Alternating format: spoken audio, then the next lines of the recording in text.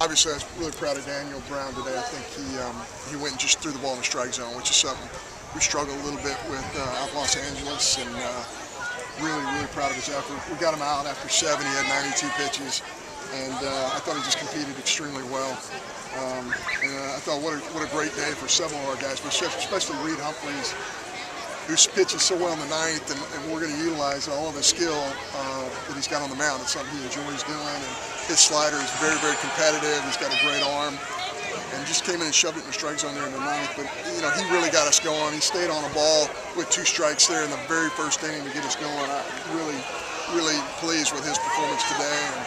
And I thought we defended pretty well. We had the one gap where the ball gets underneath us there early on, but outside of that, I thought we defended the field really well, and our pitchers threw in the strike zone. So I can tell you that I've been telling our kids this, we did not see the best of Oregon. They're a better club than what they played this weekend. They're very well coached. They have 3 outstanding guys in the rotation. They have a back-end guy that we just saw who's 95 miles an hour with a good slider. This team's going to win a lot of games. But I feel bad for them in the fact that they come all the way across the country here. They can't practice on Wednesday when they get to Tuscaloosa. They can't play on Thursday against Alabama, and all they can do is go inside. I was telling George, man, you could have gone inside back in Oregon, but I mean, they could not get outside until game time here on Friday night. So that's a really difficult task for any team. But I think they're going to be a very good club in the pack, and their arms didn't perform like they had been, but I guarantee you they're going to get right back where they need to be. And I want to credit our offense. I think our offense had a little something to do with our success as well. But they're gonna have a great year. There's no question about it.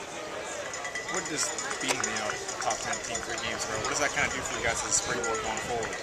Well, in our sport, you just don't have time to think of it that way. You think, hey, we're going to lift tomorrow. It's spring break. Our kids will be excited about that because they don't have to go to class. But they'll relax a little bit. We'll get some workouts done. We'll watch some film of Eastern Kentucky, and we'll get ready to play a team like that comes in here that will be ready to play. I don't think they played today, so they had the extra day off.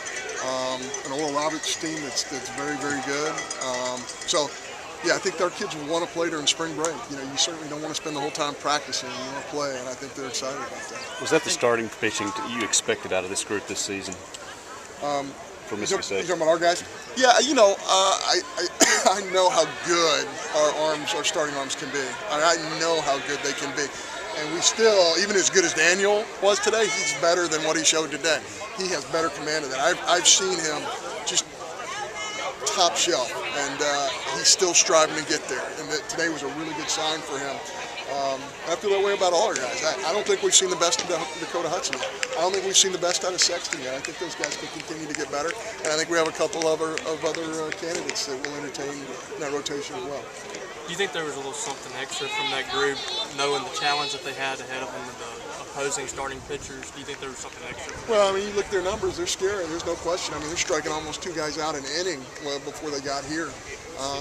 And you can just tell. You can tell those guys are power arms. We faced one guy who's probably going to be a first-rounder. We faced another guy who was a first-rounder out of high school. You face a closer right there who's one of the best, not only in the pack, but maybe in the country. This is a really good team. They just didn't have a great weekend, but rest assured, they're going to have some great weekends. There's no doubt about it. Whether it's starters and then bringing guys in late, do you think this team's kind of gaining its identity heading into SEC? I think so. We have a lot of moving parts. We have a lot of people who are doing a lot of things for us, and certainly, that's part of being on a team. When your name is called, you have to be ready for that opportunity, and I feel like our kids are. And part of that is being older, with some older guys, but even some of our younger guys have been thrust into it, our freshmen, and they've done a great job as well. When you look at last year, was that something that kind of lacked when it just didn't seem like everyone was coming together? There wasn't an identity for the entire year? Well, I think it's several things. It's experience and it's health, and we're cross our fingers, we're very healthy right now, and that's exciting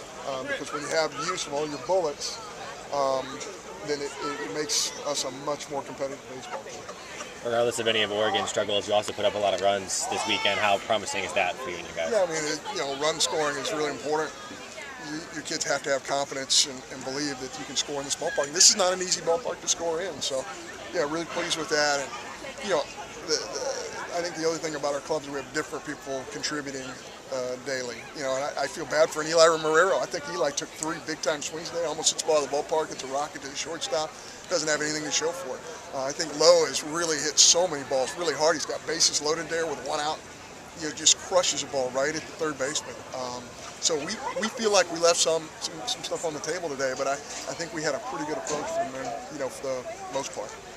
You talked about your team being focused before that California trip during the week. Do you kind of see the same thing this week with impending? Yeah, very much a workmanlike attitude, which is exactly what we want out of these kids, and it comes a lot from the top. And I don't mean the top me. I mean I'm talking about our older players, because those kids spend a lot of time together in that dugout, in that locker room, and in their apartments and dorm rooms. And you need maturity at the top. You need maturity from your older guys, and I think we have tremendous leadership.